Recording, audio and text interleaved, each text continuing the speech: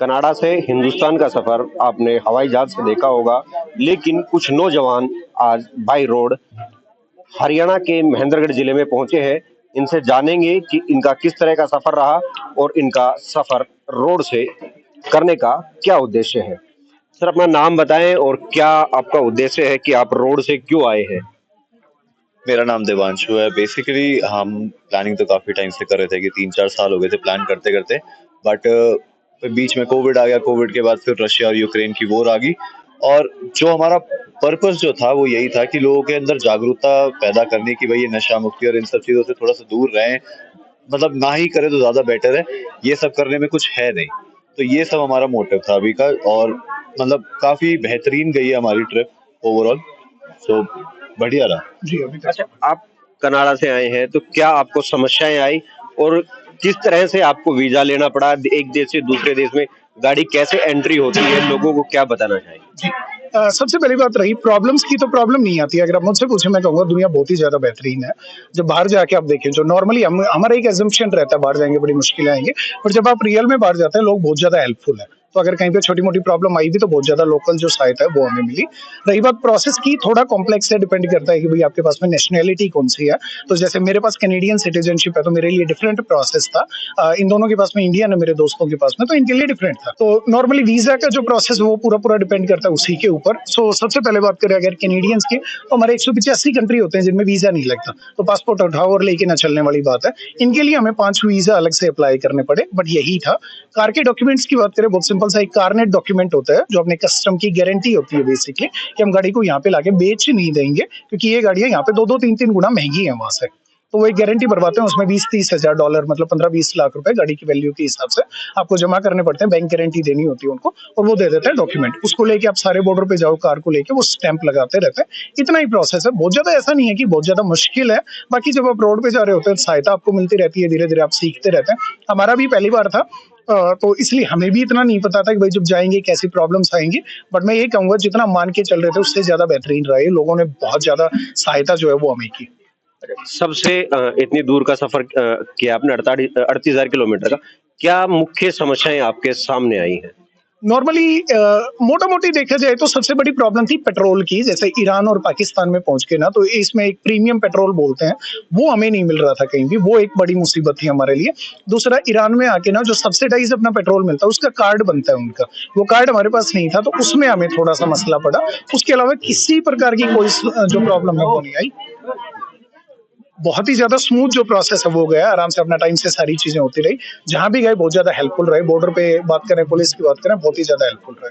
तो ओवरऑल बहुत स्मूथ गया टचवुड, मतलब कहीं भी ऐसी मुसीबत नहीं आई जिसको अलग से बोलना है। अच्छा, आप इनके साथ थे, रास्ते में कोई ऐसी कई जगह देखते हैं कि भाई घटनाएं हो जाती हैं, लोग लूटपाट की जो बात होती है, इस तरह का कोई वाक्य आपके साथ हुआ हो या कोई ऐसी चीज जो आपको इस यात्रा के दौरान सबसे अच्छी लगी हो। तो बेसिकली देखा जाए तो सिर्फ ऑनलाइन ही आपको लोग मिलते हैं जो हेट देते हैं। वैसे तो नॉर्मली आपको हमेशा अच्छे लोग ही मिलेंगे, कभी ऐसा सिर्फ सुनने को मिलता है ऐसा है वैसा है, लेकिन हर जगह जहाँ भी गए बहुत ज्यादा प्यार, बहुत ज्यादा अच्छे लोग मिले हमें देखने को।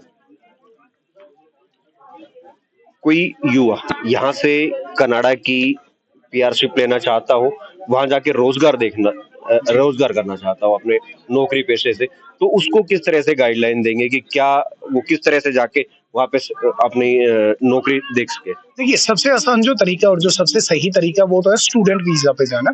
उसमें सबसे बेनिफिट आपको ये मिलता है कि जब आप वहां पे जाते हैं और वहां पे पढ़ते हैं तो आपको थोड़ा सा कल्चर जो है उसको एब्जॉर्व करने का जो टाइम है वो मिल जाता है। प्लस में उनकी जो एजुकेशन है उसकी लोकल वैल्यू है। जो बाहर से फॉरेन एजुकेशन होती है उनकी वहां पे उतनी ज्यादा वैल्यू नहीं है। तो मैं भी वहां पे स्टूडेंट गया था, और अगर आप मुझसे पूछे क्या मैं डायरेक्टली वर्क परमिट पे या जो काम के सिलसिले में जाना पसंद करूंगा या स्टूडेंट, तो मैं कहूंगा स्टूडेंट आप वहां पे जाओ।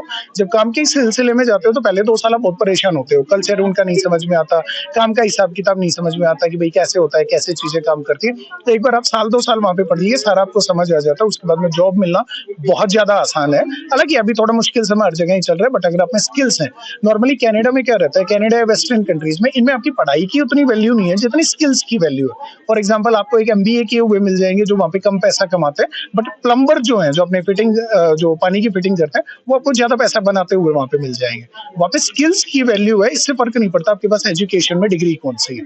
सो वहाँ पे जाओ, डिप्लोमा करो, साल 2 साल का, वेल्डिंग हो गया, प्लम्बिंग हो गया, इलेक्ट्रीशियन हो गया, इनके पास बहुत बढ़िया स्कोप है। अगर आप वहाँ पे जाते हो तो स्टूडेंट पे जाओ, उसके बाद में पीआर वगैरह बहुत आराम से हो जाती है। बहुत ज्यादा आप किस मुश्किल तरह है। का काम करते हो? मैं इमिग्रेशन लॉ प्रैक्टिस करता हूँ। मेरा जो स्पेशलाइजेशन है वो है उन लोगों को वहां से डिपोर्ट होने से रोकना जिनको इमिग्रेशन डिपोर्ट कर रहा है। आपने कोई गलत डॉक्यूमेंट लगा दिया या वहां पे कोई क्रिमिनल केस हो गया, फॉर एग्जांपल, जैसे मान लो कहीं अपने बच्चे हैं, जैसा मैंने कहा कि नशे से थोड़ा सा मुझे प्रॉब्लम है, तो अभी मेरे साथ बहुत सारे बच्चे हैं जो कि ड्रिंक करते हुए, ड्राइव करते हुए पकड़े गए, मान लो। तो ड्रिंक एंड ड्राइव, दारू पी के गाड़ी चलाना कनाडा में सीरियस क्रिमिनलिटी में आता है। तो अगर उसमें आप कन्विक्ट होते हो तो वो आपको डिपोर्ट करेंगे वहां से, तो उसके बाद में आप कनाडा में नहीं रह सकते। तो मेरा जो मेजर काम है वो डिपोर्ट होने से बचाना है बच्चों को, उनको एक रिप्रेजेंटेशन देना है कि भाई कैसे हम उनको डिपोर्ट होने से बचा सकते हैं। इसके अलावा जो नॉर्मल अपने पीआर अप्लाई करना हो गया, ये जो केसेस है मेरी फर्म इनमें रिप्रेजेंट करती है लोगों को, बट मेरा मेनली ये काम है कि जो भी डिपोर्ट हो रहे हैं, किसी के ऊपर ऐसा कोई स्टेटस से रिलेटेड प्रॉब्लम है, बाहर निकालने का डर है, उनको बचाना। यहाँ से कई सारे लोग जाते हैं जो रोजगार की तलाश में वहाँ पहुंच तो जाते हैं, रोजगार नहीं मिल पाता उनको। तो इस तरह के लोग आपको वहां मिले या जो इंडिया से या और देशों से लोग हैं, तो उनकी किस तरह की व्यवस्थाएं होती है रहने की, और क्या कुछ देखते हो? तो जैसा कि यहाँ से जितने भी लोग जाते हैं वो कहीं ना कहीं अपना कोई ना कोई जुगाड़ लेके जाते हैं। जैसे दोस्त यार हो गए तो पहली बात तो वहाँ पे जॉब मिल जाती है, छोटी बड़ी हर तरीके की वहाँ पर जॉब्स हैं कनाडा में, ऐसा नहीं है कि नहीं है। अभी थोड़ा सा प्रॉब्लम आ रहा है क्योंकि कोई रिसेशन पीरियड चल रहा है, अदरवाइज हमारे को ऐसी कोई प्रॉब्लम नहीं हुई है आज तक कि भाई हमारे को जॉब नहीं है, हमारे को मतलब घर में दाने नहीं है। तो वहाँ बहुत बढ़िया सीन है ऐसा जॉब से रिलेटेड। अगर जस्ट इन केस कभी कुछ होता तो वहाँ पे आपके दोस्त यार बहुत ज्यादा हेल्पफुल होते हैं क्योंकि वही आपकी फैमिली है। एज अ स्टूडेंट आप वहाँ जाते हो, वहाँ पे फिर अपना नई फैमिली बना लेते हो आप, तो वो सब चल जाता है, मतलब हो जाता है, ऐसा नहीं है। बाकी और भी ऑर्गेनाइजेशंस है जो कि ऐसे हेल्प करती है एज अ स्टूडेंट्स, या फिर कोई भी अगर वर्क पे नहीं जा पा रहा है तो कनाडा की गवर्नमेंट भी काफी ज्यादा हेल्प करती है ऐसे लोगों को सब्सिडाइज करने के लिए, जैसे कि मतलब थोड़ी बहुत सर्विसेज काफी सर्विसेज। अच्छी हाँ, अवेलेबल है। ये युवा हैं जिन्होंने नशा मुक्ति को लेकर ये यात्रा शुरू की और हरियाणा में पहुंचे, युवाओं से अपील की कि नशे से दूर रहें और किस तरह से आप दूसरे देश में पीआरशिप कर सकते हैं, अपना रोजगार देख सकते हैं।